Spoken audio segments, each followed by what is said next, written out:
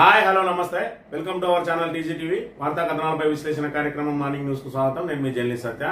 ముందుగా రాష్ట్రంలో జరుగుతున్న రాజకీయ పరిణామాలను కనుక పరిశీలించినట్లయితే కాంగ్రెస్ ప్రభుత్వం ఏర్పడ్డ తర్వాత మార్పు పేరుతోటి మరి ఇక్కడ ప్రజల జీవితాలను మారుస్తారనుకుంటే మరి ఇక్కడ ఓటేసిన ప్రజలను గాలికి వదిలేసి విగ్రహాలను మార్చడం, మరి ఇక్కడ ఏదైతే రాజముద్రలను మార్చడం, అదేవిధంగా మరి ఇక్కడ టీజీని టీఎస్గా టీఎస్ను టీజీగా మార్చడానికి మరి ఈ మార్పు పైనే ప్రజల్లోకి వెళ్తా ఉన్నది ప్రభుత్వం.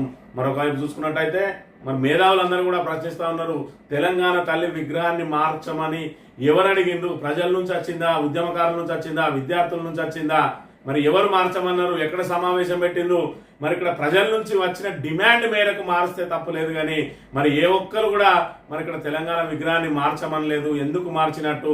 ప్రజలకు ఇప్పుడు అనేక సమస్యలు ఉన్నాయి. ఆ సమస్యల మీద దృష్టి సారించకుండా కేవలం మరి ఇక్కడ విగ్రహాలను మార్చి మరి ఇక్కడ ఏదైతే ప్రజల అటెన్షన్ అంతా కూడా అటువైపు మరల్చి ప్రతిపక్షాలన్నింటినీ కూడా దానిపైనే విమర్శలు చేసేలా ప్రయత్నాలు చేసి వీళ్ళు ఇచ్చిన 6 గ్యారంటీలు ఏవైతే ఉన్నాయో 6 గ్యారంటీలు 420 హామీల నుంచి మరి తాత్కాలికంగా తప్పించుకునే ప్రక్రియలో భాగంగా తేపకొక అంశం మరి రోజుకొక అంశాన్ని తెర మీదకి తీసుకొచ్చి దాన్ని వివాదాస్పదం కావాలనే చేస్తా ఉన్నది రేవంత్ రెడ్డి ప్రభుత్వం. మరోవైపు కాంగ్రెస్ అధిష్టానం నుంచి ఆయనకు ఆశీస్సులు లేవు, మరి కావలసినంత సహకారం అందడం లేదు. కాబట్టి వాళ్ళ ప్రాపకం కోసం ఇక్కడ సోనియా గాంధీ బర్త్డేను అధికారికంగా నిర్వహించాలని అంటే దానికి ఒక సిచ్యువేషన్ కావాలి. ఆ సిచ్యువేషన్ ని క్రియేట్ చేసుకున్నదే ఈ రోజు కొత్తగా ఏర్పాటు చేసిన కాంగ్రెస్ తల్లి అలియాస్ మరి తెలంగాణ తల్లి అని చెప్పి ఇక్కడ మరి ఇక్కడ మేధావుల నుంచి వినిపిస్తున్న మాట మనం ఇక్కడ ప్రధానంగా గమనించవచ్చు. ఎందుకంటే డిసెంబర్ 9న సోనియా గాంధీ జన్మదిన వేడుకను మరి తెలంగాణలో అధికారికంగా నిర్వహించేలా చేయాలంటే దానికి ఒక అంశం కావాలి. కాబట్టి తెలంగాణ తల్లి విగ్రహాన్ని కొత్త రూపుతోటి మరి ఇక్కడ డిసెంబర్ 9న ఆవిష్కరింపజేసి ప్రతి ఏటా డిసెంబర్ 9న తెలంగాణ తల్లి ఆవిష్కరణ దినం అని చెప్పి మరి దాని ముసుగులో సోనియా గాంధీ బర్త్డేను అధికారికంగా నిర్వహించే ప్రయత్నం చేస్తా ఉన్నాడు రేవంత్ రెడ్డి. అయినప్పటికీ కూడా అధిష్టానం నుంచి మరి ఎలాంటి ఆశీస్సులు అందడం లేదనడానికి నిదర్శనం నిన్నటి రోజున బట్టి విక్రమార్క రాహుల్ గాంధీ తోటి భేటీ అయిన అంశాన్ని మనం ఇక్కడ ప్రధానంగా గమనించవచ్చు. ఇప్పటి వరకు మరి రేవంత్ రెడ్డి 10-12 సార్లు రేవంత్ రెడ్డి రాహుల్ గాంధీతో మాట్లాడడానికి ప్రయత్నం చేసినా కూడా ఆయన అపాయింట్మెంట్ ఇవ్వడం లేదు. కానీ మరి ఇక్కడ బట్టి విక్రమార్కకు మాత్రం వెంటనే అపాయింట్మెంట్ దొరికింది. ఆయన నిన్నటి రోజున మంత్రివర్గ విస్తరణకు సంబంధించి మరి రాహుల్ గాంధీతో చర్చించినట్టు సమాచారం. అందులో భాగంగా మరి ఇక్కడ మంచిర్యాల ఎమ్మెల్యే ప్రేమ్ సాగర్ రావుకు మంత్రి పదవి ఇవ్వాలని చెప్పి కూడా ఆయన కోరిండు అని అంటే దీని వెనుక మరి పెద్ద ఎత్తున కుట్రలు సాగుతా ఉన్నాయి. మాల మహానాడు పేరుతోటి ఇప్పటికే వివేక్ ప్రభుత్వం మీద మరొక రకమైన ప్రెషర్ తీసుకొచ్చే ప్రయత్నం చేస్తా ఉన్నాడు, తిరుగుబాటు చేసే ప్రయత్నం చేస్తా ఉన్నాడు. ఆయన కొడుకు ఏదైతే పెద్దపల్లి ఎంపీ ఉన్నాడో మరి ఆ ఎంపీకి సంబంధించి ఆయనను కూడా ఇక్కడ ప్రోటోకాల్ నిబంధనలు ఇవి పాటించడం లేదు. ఆయన కనీసం మరి ఆయన నియోజకవర్గాల్లో ఏ ఎమ్మెల్యే కూడా ఆయనను పిలవడం లేదు, అధికారిక కార్యక్రమాల్లో ఆయన పేరు పెట్టడం లేదు. మరి మొన్న జరిగిన పెద్దపల్లి సభలో ఆయన డైరెక్ట్ గా చెప్పిండు, నా పేరు పెట్టినా పెట్టకపోయినా, నన్ను పిలిచినా పిలవకపోయినా పెద్దపల్లి అభివృద్ధి కోసం పాటుపడతా అని చెప్పి పరోక్షంగా మరి చురుకలంటించిన పరిస్థితిని కూడా మనం ఇక్కడ ప్రధానంగా గమనించవచ్చు. ఏకంగా సీఎం సభలోనే తన నిరసన గలం వినిపించిండు. మరోవైపు వివేక్ మంత్రి పదవి రాకుండా అడ్డు తగులుతా ఉన్నారు. మరోవైపు అక్కడ కోమటిరెడ్డి రాజగోపాల్ రెడ్డికి మంత్రి పదవి రాకుండా అడ్డు తగులుతా ఉన్నారు. ఇప్పటికి ఏడాది పూర్తయినా కూడా ఇప్పటి వరకు కూడా మరి ఇక్కడ మంత్రివర్గ విస్తరణ చేయలేని దుస్థితిలో ఉన్నది ఇక్కడ తెలంగాణ కాంగ్రెస్ ప్రభుత్వం అనే విషయాన్ని ఇక్కడ మనం గమనించాలి. సంవత్సర కాలం గడిచిపోయింది, అయినప్పటికీ కూడా ఇప్పటి వరకు తెలంగాణకు విద్యాశాఖకు మంత్రి లేడు, హోంశాఖకు మంత్రి లేడు, వివిధ శాఖలన్నీ కూడా మరి ఇక్కడ నిర్వీర్యం అవుతున్న పరిస్థితి. అయినప్పటికీ కూడా ఆశావాహులు మరి ఇక్కడ ఏదైతే 6గురికి బెర్తులు ఖరారు చేస్తే మిగతా వాళ్ళు తిరుగుబాటు చేసే ప్రమాదం ఉన్నది. మరోవైపు ఇక్కడ ప్రేమ్ సాగర్ రావుకి ఇచ్చి వివేక్ చెక్ పెట్టాలని, అదేవిధంగా అక్కడ రాజగోపాల్ రెడ్డికి చెక్ పెట్టాలని ప్రయత్నం జరుగుతూ ఉన్నది. ఇప్పటికే వాళ్ళిద్దరు తిరుగుబాటు బావట ఎగరవేయడానికి సిద్ధంగా ఉన్నారు. మరొకవేళ మంత్రి పదవిలో అలా పేర్లు లేనట్టయితే ఖచ్చితంగా బయటకు వచ్చి పోరాటం చేస్తారు. వాళ్ళు ప్రభుత్వం మీద తిరుగుబాటు చేసే అవకాశం ఉన్నాయి. కాబట్టి ఇంకా నాన్సిడు దూరంతో ప్రయత్నం చేస్తా ఉన్నది కాంగ్రెస్ ప్రభుత్వం అనే విషయాన్ని ఇక్కడ మనం ప్రధానంగా గమనించాలి. ఇక చూసుకున్నట్టయితే కాంగ్రెస్ కు ఓటేస్తే చేతగాని ముఖ్యమంత్రిని మా మీద రుద్దిందని చెప్పి ఇక్కడ బీఆర్ఎస్ తీవ్ర ఆరోపణలు చేస్తున్న పరిస్థితిని కూడా మనం ఇక్కడ ప్రధానంగా గమనించవచ్చు. ఇక మంతని నియోజకవర్గానికి వచ్చి విషయానికి వస్తే మంతనిలో మరి ఇక్కడ ఒక సౌమ్యుడు, ఒక అగ్ర కులం ఏదైతే బ్రాహ్మణ కులం అందరూ ఆరాధించే కులానికి సంబంధించిన వ్యక్తి మరి బయటి ప్రపంచానికి పూర్తి సౌమ్యుడిగా కనబడతాడు. కానీ ఇక్కడ జరిగేది మాత్రం పూర్తిగా నియంత పాలన, రాక్షస పాలన, పోలీసు రాజ్యం నడుస్తా ఉన్నది. వాళ్ళ అనుచరులు అయితే నీచాతి నీచంగా తమను ప్రశ్నిస్తే ఇప్పటి వరకు మనం ప్రశ్నిస్తే కేసులు అయినాయి, ఇప్పుడు బూతులు కూడా ప్రారంభించిండ్రు అంటే మరి ఇక్కడ శ్రీధర్ బాబు తన అనుచరులను ఏ విధంగా మరి చేస్తా ఉన్నాడో బయట ప్రపంచం మొత్తానికి సౌమ్యుడిగా కనబడతాడు, మంత్రిలో మాత్రమే ఆయన క్రూరత్వం కనబడుతుంది. ప్రజలారా ఒక్కడ గమనించండి. ఇక్కడ శ్రీధర్ బాబు మీద మొన్నటి రోజున మంత్రిని ఎమ్మెల్యే ఏడాది పాలనా వైఫల్యాలపై ఛార్జ్ షీట్ అని చెప్పి వేస్తే దానికి సంబంధించి మరి ప్రజాస్వామ్యయుతంగా ఖండన ఇవ్వాలి, లేదంటే దానికి సంబంధించి మేము చేసిన అభివృద్ధి ఇది, ఇదంతా ప్రతిపక్షాలు మా మీద బురద జరుగుతా ఉన్నాయని చెప్పి మరి చెప్పుకునే ప్రయత్నం చేయాలి. కానీ మరి ఏకంగా వీళ్ళు మాట్లాడుతున్న మాటలను కనుక ఒక్కసారి గమనించినట్టయితే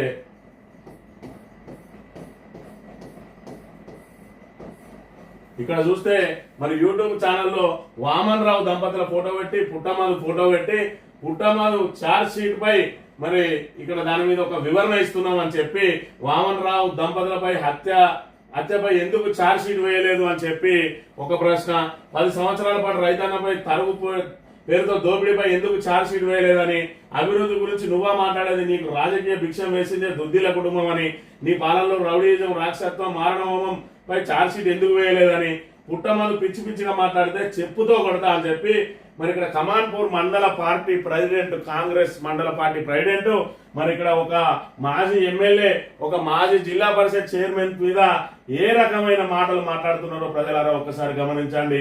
ఇక్కడ చూస్తే పిచ్చిగా మాట్లాడితే చెప్పుతో కొడుతున్నట్ట. ప్రతిపక్షాలకు చెప్పులు లేవా? వాళ్ళు మీ నాయకులను చెప్పులతో కొట్టలేరా అంటే ఇక్కడ సంస్కారం అడ్డస్తూ ఉన్నది. వాళ్ళు ఏ విధంగా మాట్లాడినో నిన్నటి రోజున చూసుకున్నట్టయితే మరి ఇక్కడ ప్రతిపక్ష నాయకులు వాళ్ళు కూడా ప్రెస్ మీట్ పెట్టిండ్రు. వాళ్ళు అభివృద్ధిపై చర్చకు సిద్ధమా, దశాబ్దాల కాంగ్రెస్ పాలన బీఆర్ఎస్ పాలనపై చర్చిద్దాం, పుట్టమదును తిడితేనే పదవులు వస్తాయని కలలు గనకు, పార్టీలు మారిన చరిత్ర నీది మరొక కాంగ్రెస్ నేతకు బీఆర్ఎస్ నాయకుల హెచ్చరిక అని చెప్పి వీళ్ళు ఎంత ప్రజాస్వామ్యయుతంగా నిన్నటి రోజున ప్రెస్ మీట్ పెట్టిండ్రు. మరి ఇక్కడ కాంగ్రెస్ నాయకులు మరి ఇక్కడ ఏదో ఏం జరుగుతా ఉన్నదా ఇక్కడ అంటే పుట్టమదును తిట్టిన వాళ్లకు మరి అగ్రతాంబూలం వేస్తా ఉన్నారు అన్నదమ్ములు. ఇక్కడ మంత్రిలో ఈ రకమైన అంటే ఇక్కడ బీసీల మీద బీసీలను ఎగదోసి వాళ్ళకు కొట్లాటలు పెట్టించి వాళ్ళు వేడుక చూస్తున్న పరిస్థితి.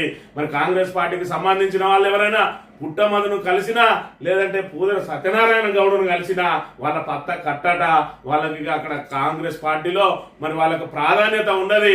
పుట్టమదును తిట్టిన వాళ్ళకు మాత్రం అగ్రతాంబూలం వేస్తారు.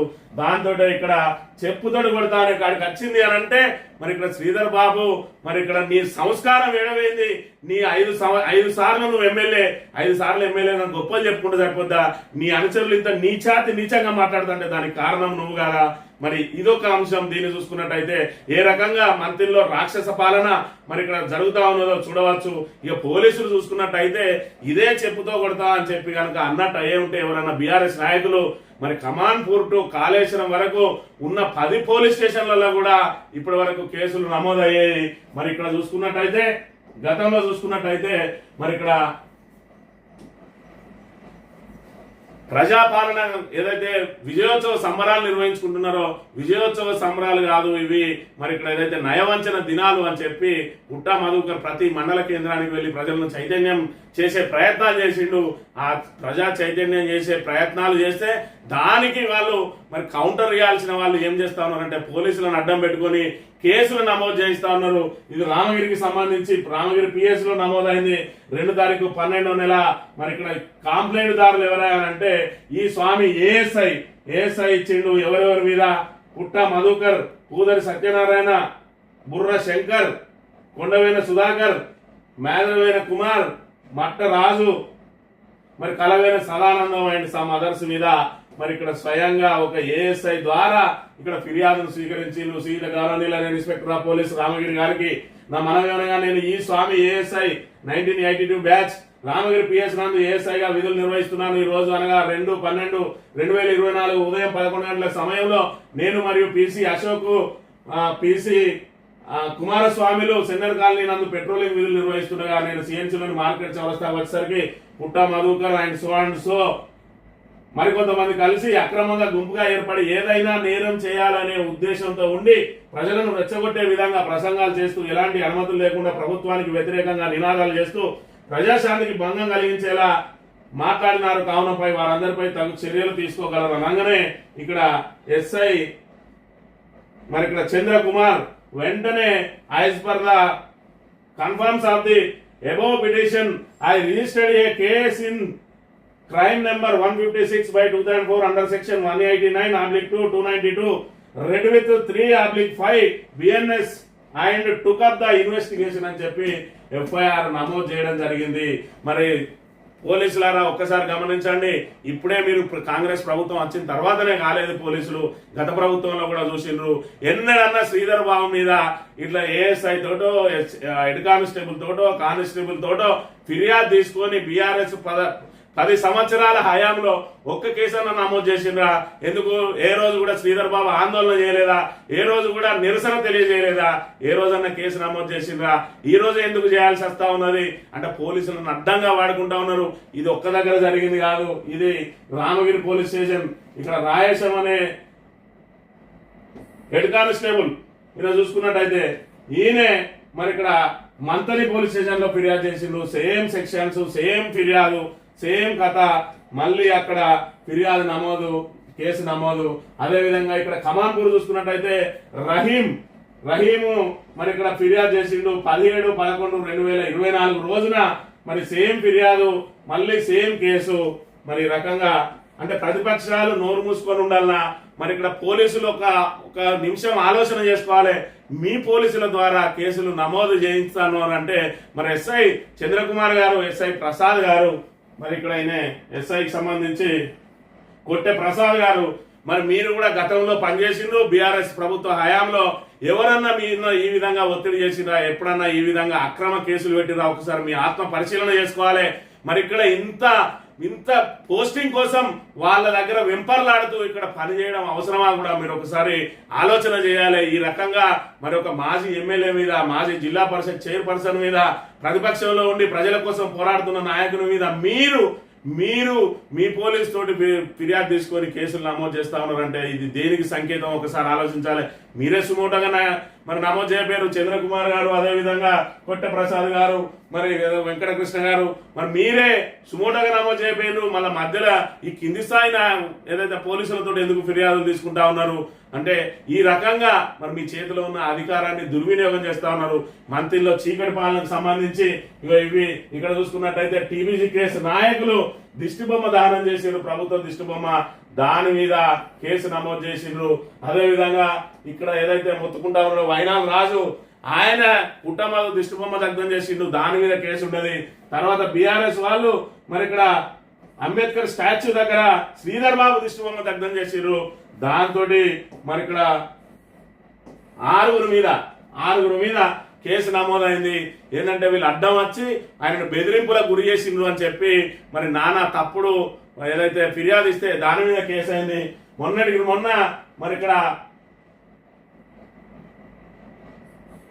రామిళ్ళ కిరణ్ అనే ఏదైతే మన దళిత యువకుడు మండల యూత్ అధ్యక్షుడు అక్కడ కాటారం, ఆయన అక్కడ హాస్పిటల్ పోతే అక్కడ మందులు లేవని చెప్తే ఎందుకు ఇయర్ మందులు అని నిలదీసినందుకు అక్కడ ఆయన మీద విధులకు ఆటంకం కేసు పెట్టిండు. ఇక మొన్న చల్ల నారాయణ రెడ్డికి సంబంధించి మరి ఇక్కడ ఏదైతే శ్రీధర్ బాబు నన్ను పుట్టమదును చంపమని ఎగేసిండు, నన్ను ప్రోత్సహించిండు, మేము మరి రియలైజ్ అయ్యి వెనక్కి వచ్చినామని చెప్పి ఆయన ఏదైతే చెప్పిండో ఆ వీడియోను ప్రసారం చేసినామని చెప్పి మరి నా మీద టీజీటీవీ ద్వారా ప్రసారం చేసిండు అని చెప్పి కమాన్పూర్, రామగిరి, మంతని, ముత్తారం ఈ 4 పోలీస్ స్టేషన్లో నా మీద, చల్లనారాయణ రెడ్డి మీద, అప్ టు కాళేశ్వరం వరకు 7 పోలీస్ స్టేషన్లలో చల్లనారాయణ రెడ్డి మీద కేసులు ఒకటే రోజు ఒకటే సంఘటనకు సంబంధించి అనేక కేసులు నమోదు చేసిండ్రు.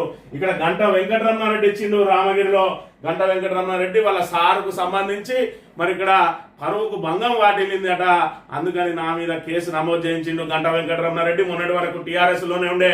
మరి ఇక్కడ 10 సంవత్సరాలు కూడా నువ్వు అధికారం అనుభవించిన రమణారెడ్డి ఒక్కరోజన్నా శ్రీధర్ బాబు మీద మరి పుట్టమధును ఇట్లా అంటా ఉన్నారు అని చెప్పి మరి మా పుట్టమధుకు పరువుకు భంగం వాటిల్లిందని ఒక్క ఫిర్యాదన చేసినవా? ఈయన చూసుకుంటే ఈయనగంటి భాస్కర్ రావు, ఈయన సింగిల్ విండో చైర్మన్ బీఆర్ఎస్ అయిండు.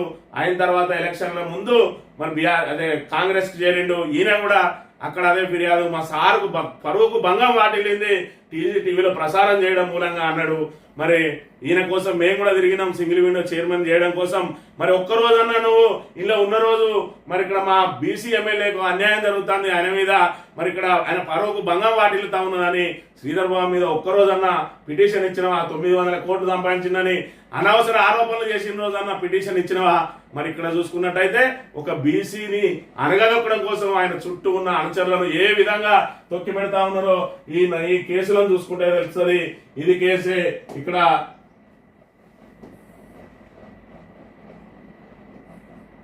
రామగిరిలో ఎండి చాంద్ పాషా ఇక్కడ నయీం తరహా పాలన నడుస్తా ఉన్నదని చెప్పి ఒక భూమి ఎవరైతే కొనుక్కున్నాడో ఆ యువకుణ్ణి మరి ఇంటికి పిలిపించి దారుణంగా కొట్టిండ్రు.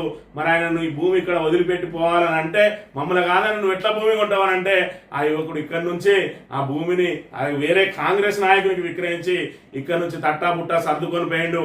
దానికి సంబంధించి వార్త టీవీలో ప్రసారం చేస్తే నయీం తరహాలో మరి ఇక్కడ పాలన నడుస్తా ఉన్నది అని అంటే నయీం తరహాలో ఆగడాలని అంటే ఇక్కడ మొత్తం శాంతి భద్రతలకు విఘాతం కలుగుతా ఉన్నదని ఎండి చాంద్ పాషా నాగపల్లికి సంబంధించిన వ్యక్తి ఫిర్యాదు చేస్తే నా మీద కేసు పెట్టిన పరిస్థితిని మనం ఇక్కడ ప్రధానంగా గమనించాలి. ఈ రకంగా ఇవన్నీ కూడా అక్రమ కేసులకు సంబంధించింది. మంత్రిలో ఐడి ప్రసాద్, ముత్తారంలో దొడ్ల బాలాజీ, మరి కాటారంలో కొట్ట శ్రీశైలం, ఈ రకంగా ప్రతి పోలీస్ స్టేషన్ లో చిన్నగా ఏదైనా జరిగితే ఎక్కడి వాళ్ళని అక్కడ అక్రమ కేసులతోటి అరెస్ట్ చేయడానికి ప్రయత్నం చేస్తా ఉన్నారు. ఇంకా కూడా ఆరోపణలే చేస్తా ఉన్నారు. మరి శ్రీధర్ బాబుకు సూటిగా ఒక ప్రశ్న వేస్తా ఉన్నాం, ఇంకా కూడా ఆరోపణలు ఎందుకు? నువ్వు అధికారంలోకి వచ్చి సంవత్సరం అయింది.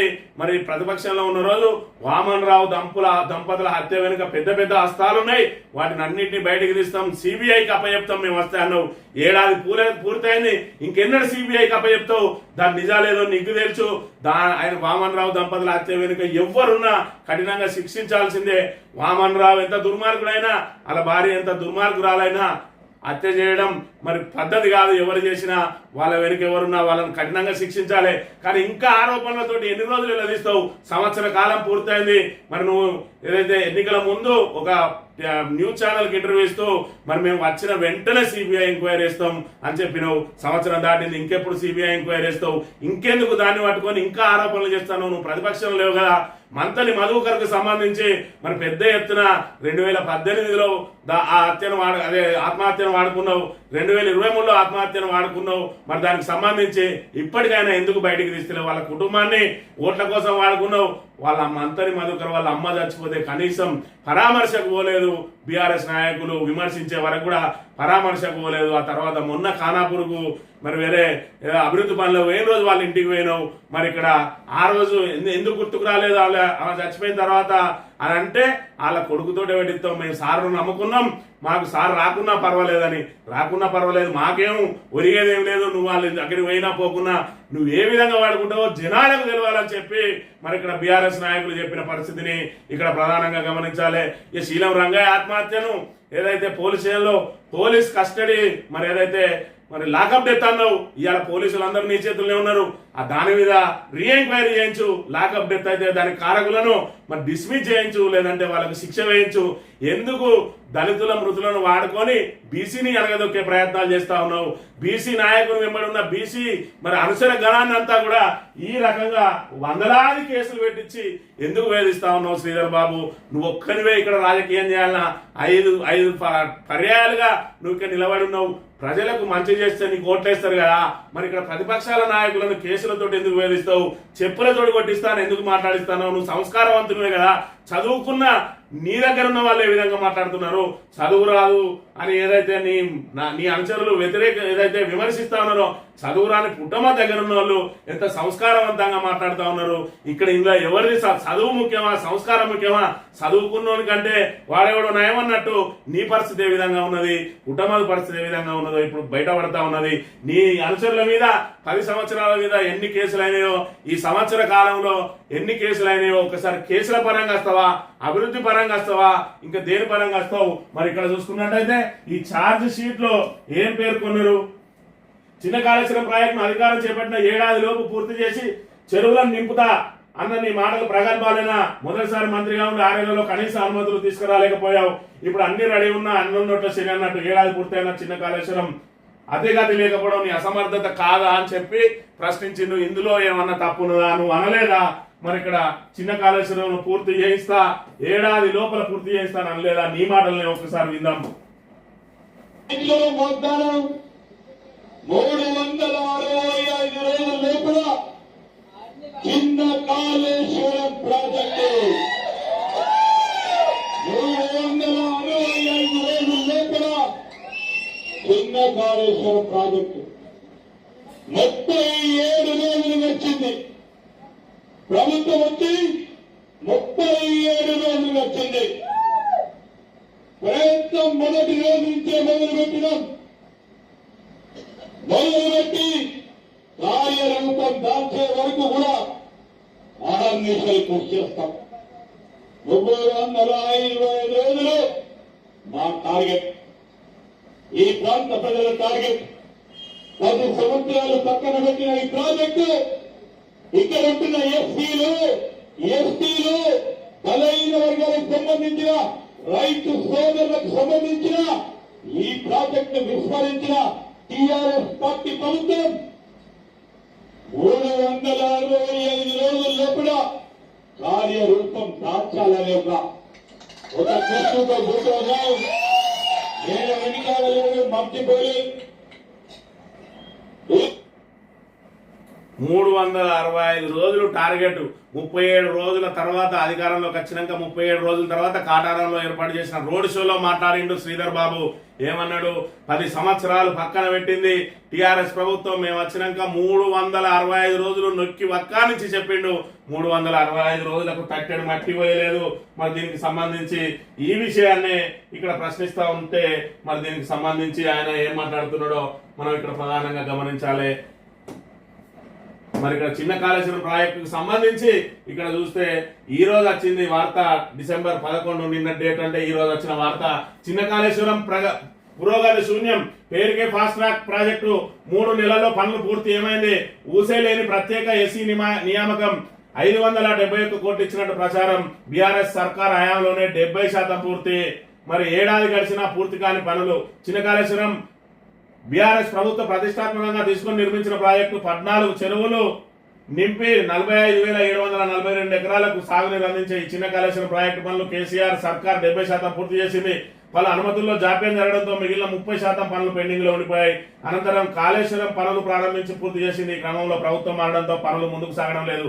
కాంగ్రెస్ ప్రభుత్వం అధికారంలోకి వచ్చిన వెంటనే కాళేశ్వరం ప్రాజెక్టుపై కుట్రలు ప్రారంభించి పక్కన పెట్టింది. చిన్న కాళేశ్వరం ప్రాజెక్టును ఫాస్ట్ ట్రాక్ ప్రాజెక్ట్ గా చేపట్టి పూర్తి చేస్తామని మంత్రులు చెప్పిన మాటలు ఏడాది గడిచిన ఆచరణకు నోచుకోవడం లేదు. మరి ఇక్కడ చూసుకున్నట్టయితే చిన్న కాళేశ్వరం ప్రాజెక్టు పనులు పూర్తి చేసేందుకు 571 కోట్లు మంజూరు అయ్యాయా? కాంగ్రెస్ ప్రభుత్వం ఈ నిధులు విడుదల చేసిందా? అధికారులు నిధులు మంజూరు కోసం ప్రతిపాదనలు పంపారా? ఇవి ప్రస్తుతం సమాధానం లేని ప్రశ్నలు. చిన్న కాళేశ్వరం ప్రాజెక్టు నిర్మాణానికి బీఆర్ఎస్ ప్రభుత్వం సుమారు 635 కోట్లు మంజూరు చేయగా వీటిలో 2 పంప్ హౌజులు, 14 చెరువులు సామర్థ్యం పెంచడం, పైప్ లైన్ నిర్మాణం కోసం సుమారు 353 కోట్లు ఖర్చు చేసినట్టు అధికారిక లెక్కలు తెలుపుతా ఉన్నాయి. మరి ఇక్కడ కాంగ్రెస్ ప్రభుత్వం పైసా ఇవ్వలేదు. చిన్న కాళేశ్వరం ప్రాజెక్టుకు కాంగ్రెస్ ప్రభుత్వం నయా పైసా ఇవ్వలేదు. బీఆర్ఎస్ ప్రభుత్వం మంజూరు చేసిన నిధులనే చూపిస్తున్నారు. బీఆర్ఎస్ ప్రభుత్వం 70% పనులు పూర్తి చేసింది. దాదాపు పూర్తయిన ప్రాజెక్టుకు 571 కోట్ల ఎందుకు? ప్రాజెక్టును ఫాస్ట్ ట్రాక్ కింద పెట్టి 3 నెలల్లో పూర్తి చేస్తామన్నారు. పైసా పని కాలేదు. కనీసం ప్రాజెక్టు ఎస్సీ కూడా లేడు, ఎకరం భూమి సేకరించలేదు. ఒక ట్యాంక్ కాడ పని మొదలు కాలేదు. ప్రాజెక్టుల విషయంలో ప్రభుత్వం పూర్తిగా విఫలమైంది. పుట్ట మధుకర్ మాజీ ఎమ్మెల్యే. మరి ఇక్కడ చిన్న కాళేశ్వరం పనులు ఏడాది లోపల పూర్తి చేస్తామని చెప్పి నువ్వే చెప్పినావు. మరి దానికి సంబంధించే ఇక్కడ మరి ఛార్జ్ షీట్ అనేది వేసిండు. ఈ ఛార్జ్ షీట్ కు సమాధానం చెప్పాల్సింది నువ్వు. మరి సమాధానం ఏ విధంగా చెప్తా ఉన్నావు నువ్వు? నీ అనుచరులతోటి ఈ రకమైన సమాధానమా నువ్వు చెప్పేది? ఇదేనా నీ చదువుకున్న విజ్ఞానం, నీ ఏదైతే నీ దగ్గర ఉన్న సంస్కారం ఇదేనా చెప్పు? నీ అనుచరులు ఏ విధంగా తయారైతా ఉన్నారు. అయితే అక్రమ కేసులు, లేదంటే బూత్ పురాణాలు, బెదిరింపులు, రౌడీజం ఎవరు చేస్తా ఉన్నారు రౌడీజం? ఇప్పుడు చెప్పు శ్రీధర్ బాబు, నువ్వు చెప్పాలి సమాధానం. మంతని ప్రజలకు తెలుసు శ్రీధర్ బాబు విశ్వరూపం, ఆయన నిజ స్వరూపం. మొన్ననే ముఖ్యమంత్రి చెప్పిండు, మీరు చూసే శ్రీధర్ బాబు కాదు, ఆయన వెనుక వేరేగా ఉంటాడా అని చెప్పి ఆయన చెప్పింది అక్షర సత్యం. మీ ఏదైతే రాష్ట్ర ప్రజలందరూ కూడా గమనించాలి, మీరు చూసే శ్రీధర్ బాబు కాదు, మంత్రిలో చూసే శ్రీధర్ బాబు, ఆయన నిజ స్వరూపం అదే. ఆయనను ఎదిరిస్తే అక్రమ కేసులు, లేదంటే రౌడీ షీట్లు, లేదంటే పీడీ యాక్టులు, మరి ఖచ్చితంగా లేదంటే ఆయన అనుచరులతో బూత్ పురాణాలు. మరి ఇక్కడ పోలీసులు అందరూ కూడా కాంగ్రెస్ పార్టీ కార్యకర్తలే, మరి పోలీస్ స్టేషన్లు అన్ని కాంగ్రెస్ పార్టీ కార్యాలయాలే. మరి ఇక్కడ ఏదైతే వైనాల రాజు మీద కేసు పెట్టే దమ్మున్నదా కొట్టే ప్రసాద్ ఎస్ఐ కమాన్పూర్, ఆయనను పిలిచి కనీసం వార్నింగ్ ఇచ్చే దమ్మున్నదా నీకు? మరి ఇక్కడ ఇదే మాట ఒకవేళ బీఆర్ఎస్ నాయకుడు కనుక శ్రీధర్ బాబును మరి ఇదే విధంగా చెప్పుతోడు కొడతాని కనుక అని ఉంటే ఇప్పటికే కాళేశ్వరం టు కమాన్పూర్ వరకు అన్ని పోలీస్ స్టేషన్లలో కేసులు నమోదయ్యేది. ఇదేనా మీ ప్రజాపాలన? ఇదేనా ఇందిరమ్మ రాజ్యం? మరి ఇక్కడ శ్రీధర్ బాబు మంత్రి ప్రజలకు సమాధానం చెప్పాలి. ఈ ఛార్జ్ షీట్ లో ఉన్న ప్రతి అంశానికి కూడా శ్రీధర్ బాబు ఖచ్చితంగా సమాధానం చెప్పాలి. ఎందుకంటే మరి ఇక్కడ ఓడేడు బ్రిడ్జి మీద మొసలి కన్నీరు గార్చిండు. మరి ఇక్కడ కేవలం 4 కోట్ల రూపాయలు ఇస్తే మరి ఇక్కడ ఏదైతే మలహర్ నుంచి భూపాల్పల్లికి లింక్ కనెక్ట్ అయిపోతుంది, ఆ 4 కోట్లు కూడా కేటాయించలేని దుస్థితిలో ఉన్నాడా, లేదంటే ఏంటిది చేసేదనే నిర్లక్ష్యంలో ఉన్నాడా ఇక్కడ చెప్పాలి.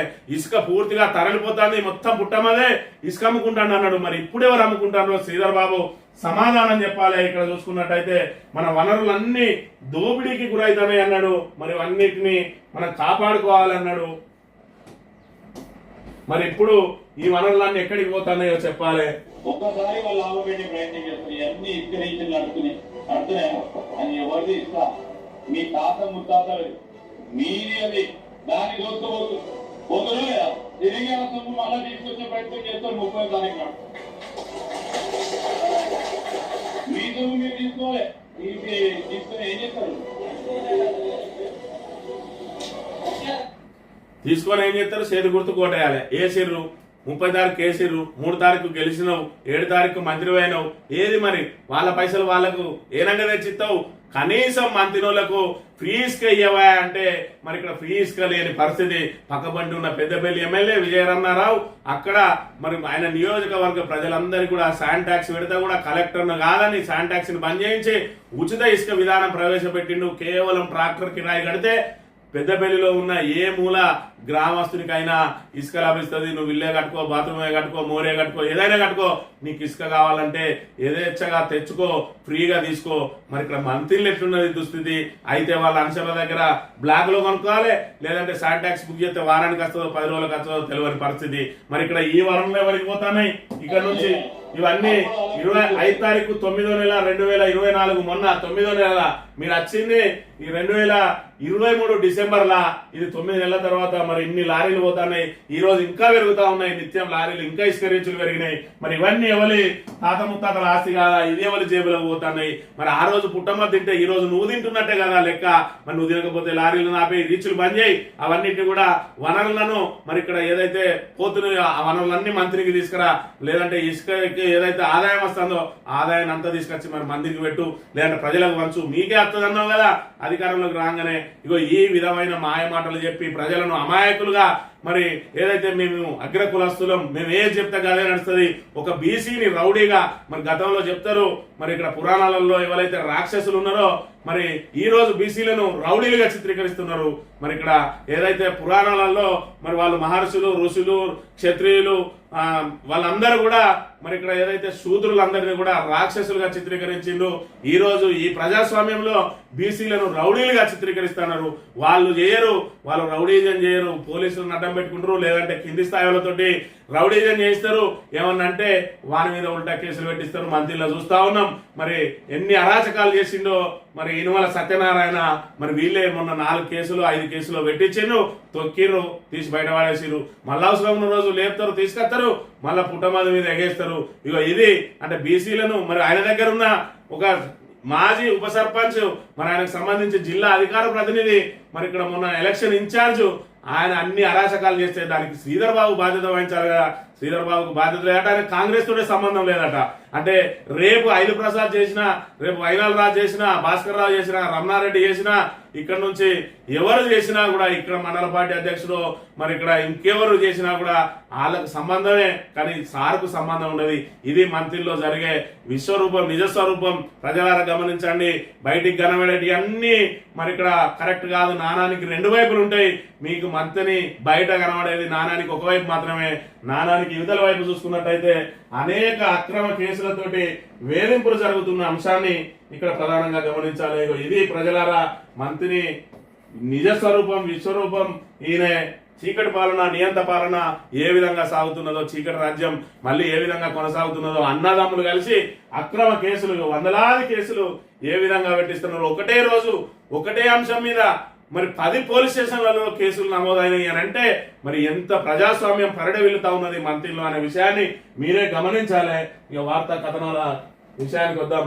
నమస్తే తెలంగాణ చూసుకున్నట్టయితే కేసీఆర్ పాలనలో తెలంగాణ సుభిక్షం, అభివృద్ధికి అర్థమేంటో తెలియజెప్పిన బీఆర్ఎస్ సర్కార్ ఆర్థిక ప్రగతికి కీలకమైన పలు అంశాల్లో అద్భుత పురోగతి. కేసీఆర్ 10 ఏళ్ల పాలనతో తెలంగాణ అభివృద్ధికి నోచుకోలేదని విమర్శలు గుప్పిస్తున్న వారికి ఇది చెప్పబెట్టే ఆయన పాలనలో ప్రతి రంగము పరిడవిల్లుతున్నదని, దేశానికి తెలంగాణ దశ దిశ అయిందని సాక్షాత్తు భారతీయ రిజర్వ్ బ్యాంక్ సాక్ష్యాధారాలతో సహా వెల్లడించింది.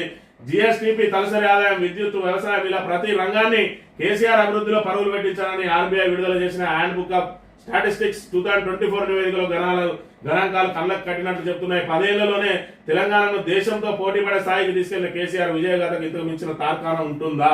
మరి ఇక్కడ చూసుకున్నట్టయితే 2014-15 తలసరి ఆదాయం 103,889 ఉంటే మరి ఇక్కడ ఏదైతే కేసీఆర్ దిగిపోయిన నాటికి దాని 3,56,564 వచ్చింది. జిఎస్డిపి కూడా మరి ఇక్కడ 4,30,30,000 ఉంటే 15,01,000కి పెరిగింది. అటవీ విస్తీర్ణం 266% పెరిగింది.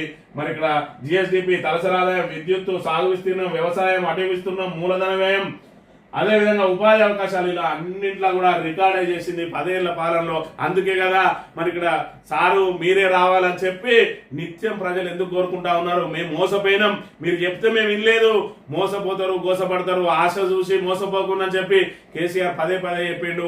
ఈ రోజు నిజంగానే మోసపోయారు తెలంగాణ ప్రజలు. మరి 6 గ్యారంటీలతోటి గారడీ చేసింది కాంగ్రెస్ ప్రభుత్వం. 420 హామీలతోటి ఏ రకంగా మరి ప్రజలను బురిడి కొట్టించిందో వాళ్ళందరికీ తెలుస్తా ఉన్నది. మరి పెద్దమ్మ ఇప్పుడు 2,000 వస్తాయి, డిసెంబర్ 9వ తారీఖు నుంచి మీకు 4,000 వస్తాయి అన్న మాటలు ఏమైనాయి రేవంత్ రెడ్డి? మరి ఇక్కడ మహిళలు మరి మీకు అత్తకు మామకు మరి ఇక్కడ పెన్షన్ వస్తాయి, మీకద్దా? మీకు ఆత్మగౌరవం ఉండద్దా? 2,500 వస్తాయి. 1 తారీఖు రోజే మరి ఇక్కడ ఏదైతే గవర్నమెంట్ జాబ్ హోల్డర్లకు జీతం వచ్చినట్టే మీ అకౌంట్లలో పడతాయి అన్నాడు. ఏది ఇప్పటి వరకు మరి మన అందరికి 30,000 రూపాయలు బాకీ ఉన్నాడు రేవంత్ రెడ్డి అనే విషయాన్ని ఇక్కడ మనం ప్రధానంగా మరి గమనించాలి. రైతులను చూసుకున్నట్టయితే బిచ్చగాళ్ళ వాళ్ళకి 10,000 ఇస్తారా? 15,000 ఇస్తారంట. 10,000 ఇస్తే బిచ్చగాళ్ళు, 15,000 ఇస్తే బిచ్చగాళ్ళు కాదు. ఈ 10,000కు ఇడిచిపెట్టుకుని 15,000కు ఆశపడితే ఉన్న గోషు చూసిపోయినట్టు అయింది ఇలా రైతుల పరిస్థితి అనే విషయాన్ని మనం ఇక్కడ ప్రధానంగా గమనించాలి. ఇప్పుడు బోనస్ తోటి మెరిపించింది కొంతమందికి, వచ్చే తాను తెలుస్తుంది బోనస్ ను బోగస్ అనే విషయం. రుణమాఫీ అన్నాడు, 4వ విడత అన్నాడు, అదే చివరి విడత అన్నాడు, 2,700 కోట్లు విడుదల చేసిన అన్నాడు. ఇప్పటి వరకు రైతుల అకౌంట్లలో జమ కాలేదు, వాళ్ళు బ్యాంకుల చుట్టూ కాళ్ళరిగేలా తిరుగుతా ఉన్నాడు. మరి కేసీఆర్ 10 సంవత్సరాల పాలన ఏ విధంగా ఉన్నది? మరి ఇక్కడ చూసుకుంటే రేవంత్ రెడ్డి ఏడాది పాలన ఏ విధంగా ఉన్నదంటే రేవంత్ పాలన మొత్తం కూల్చివేతలు, కుమ్ములాటలు, అక్రమ కేసులు, మరి భూములు గుంజుకోవడాలు వీటి మీదే నడుస్తా ఉన్నది. మరి ఇక్కడ 6 గ్యారంటీలు అటకెక్కినాయి, 420 హామీలు గాలికి వదిలేసి మూసీని ప్రక్షాళన చేస్తూ అంటూ తిరుగుతా ఉన్నాడు రేవంత్ రెడ్డి. మరి ఇక్కడ మనం గమనించాలి. మూటలు తప్ప మాటల వద్ద చేతి గుర్తు కొట్టేస్తే చేతగాని సీఎం వృద్ధులు తెలంగాణ ఛిద్రమవుతుంది.